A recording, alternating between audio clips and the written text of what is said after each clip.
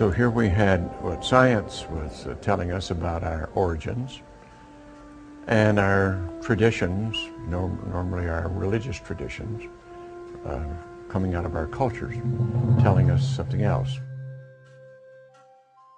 It occurred to me that the truth was somewhere in between, and that maybe we needed to re-ask these questions to see if, from the point of view of a spacefarer, maybe there's some new answers.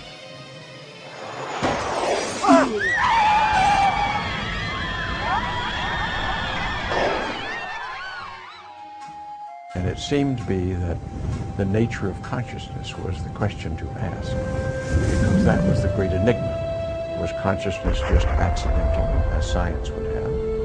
Or was it the fundamental stuff, as most cultural idealist traditions would have?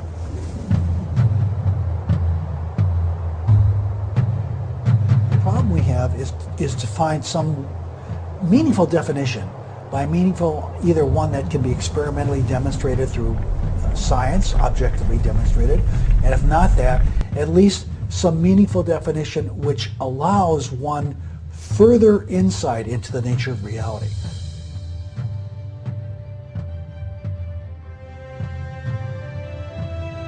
You've asked this question about what happens to me, what happens to who I really am if I'm not in the physical body. And I would say, what happens to the person who is having a dream? You're in the middle of a dream, and then suddenly you wake up. Well, what happened to the thing you were during the dream? It just sort of vanishes. We're stuck in metaphor, and that's where we get into all this trouble, because we think of it going somewhere. But how can it go if there's nowhere to go? There's no, I could say, well, my consciousness goes from here to Memphis, Tennessee, and that's where I'm going to be. That's where my consciousness is going to be buried, because I like the Memphis blues. Or my consciousness goes to the planet Mars because I always wanted to be there. But it doesn't go anywhere because it doesn't have any place to go to. It is omnipresent. If we study the concepts particularly of Hinduism and other belief structures that are tied to the Sufi belief and the Zoroastrian belief structure, again we find that those belief systems, beyond the shadow of a doubt, believe that we remain in body. When our soul dies, our soul is exited out of our bodies, and our souls will live again in a body. The Eastern mystical point of view, and what I think quantum physics is suggesting to me anyway, is that that's not the whole answer. That somehow matter comes out of mind rather than mind coming out of matter. And that changes things. Or maybe better put, both mind and matter are different illusions of this deeper reality, which is neither mind nor matter, but somehow both. So quantum mechanics has been around all of the 20th century. It is the major development of the 20th century that has allowed most of our physics technology and our new modern technology to be what it is. It also allowed the thinkers of the period to realize that body-mind were interactive, and that maybe we were going to have to look at consciousness after all within science, whereas before it had been considered the realm of theology and philosophy. One of the concepts is that consciousness itself is a non-local phenomena. That means in consciousness we are unified everywhere, every when. It is our focus of attention or our alignment, what we pay attention to in one particular moment. Right now I'm paying attention to being in the body, but that doesn't mean that I don't exist everywhere, every when. All particles, all things have these dual components, a local manifestation and a non-local existence.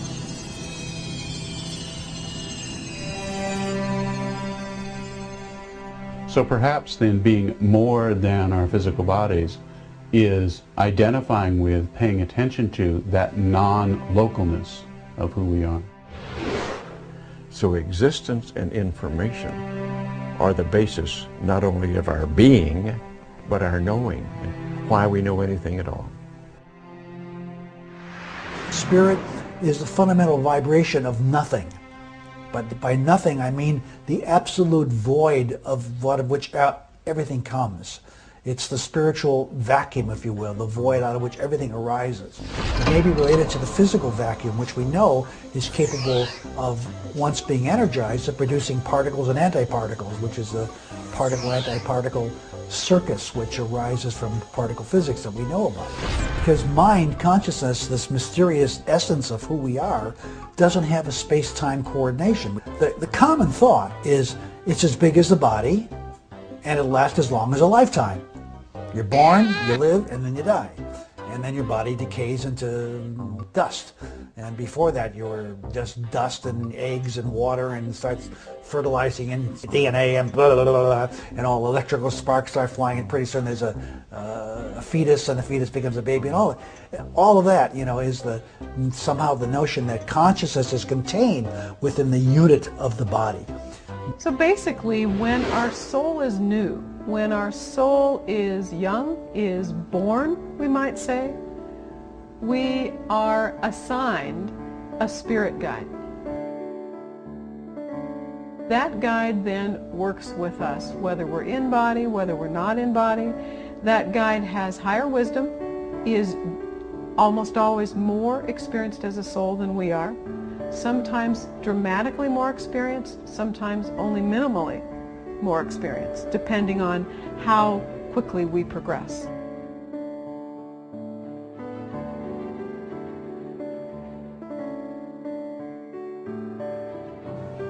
I feel that each of us has a group of guides that assists us and helps us in our daily life.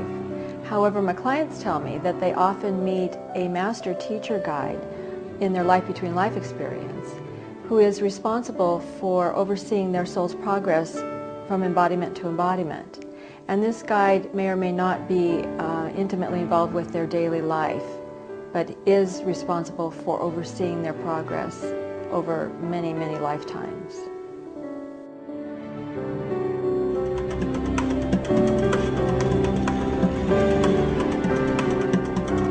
We can't scientifically prove any of this stuff, of course, and that's where anybody who's scientifically and logically and rationally minded will dismiss all this as being, you know, if it's not scientifically provable, it doesn't exist. Of course, you have to take into consideration that most of the things we do in life are not scientifically provable. And in fact, the stuff in life which is scientifically provable is probably less than 10% of everything we do. But yet we rely on scientific provability as being much, you know, importance in our life. We look at anecdotal evidence, and there's so much of it right now. Death experiences, children that are born with memories of aunts or uncles, or even grandparents that had died years before the child was even born. There's many cases of this in India, of so-called reincarnation memories. I don't know, if you read these accounts, they seem to be pretty sensible to me. And that has allowed us now to take quantum physics and start to explore it in quite a new way in the last several years, and to open brand new doors that have never been opened before in understanding ourselves, in understanding the deepest realms of bio-nature, and understanding consciousness itself.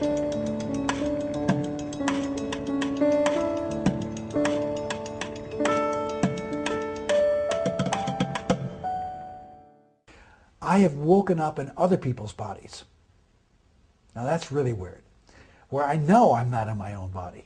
Where I'm looking through another person's eyes and looking out at the world that they see, and it ain't me that I'm seeing. It ain't my world that I'm looking at.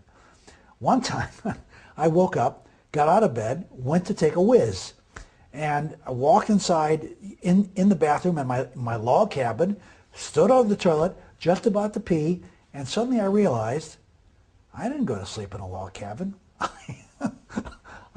There's no log cabin where I was.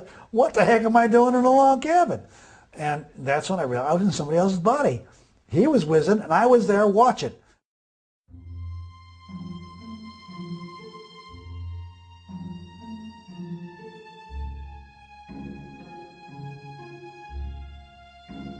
more and more mainstream America, if you will, are opening to these type of experiences because so many people are now having them, or recognizing they're having it and being awake to having it.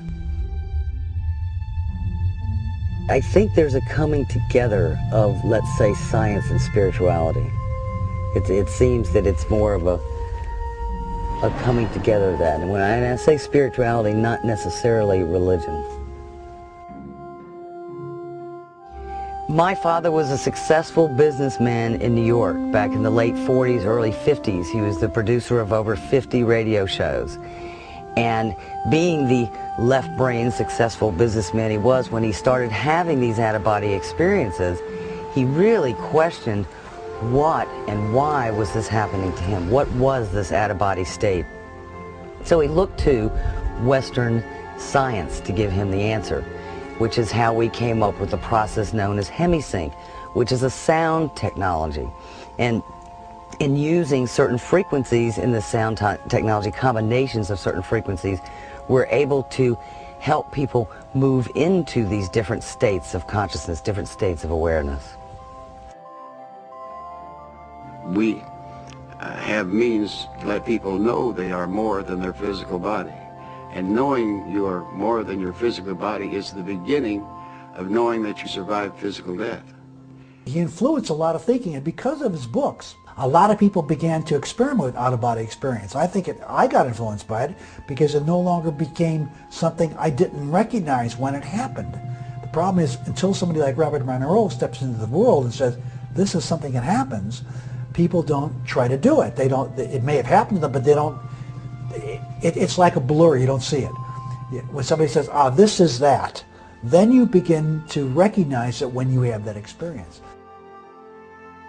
The ability to tune into this consciousness, to become aware of your out-of-body state, I think is the true question. It's not who has the ability to get out of their body and who doesn't. It's who becomes aware, who has the ability to become aware. I think the very first time I was floating above my body and I was near the ceiling.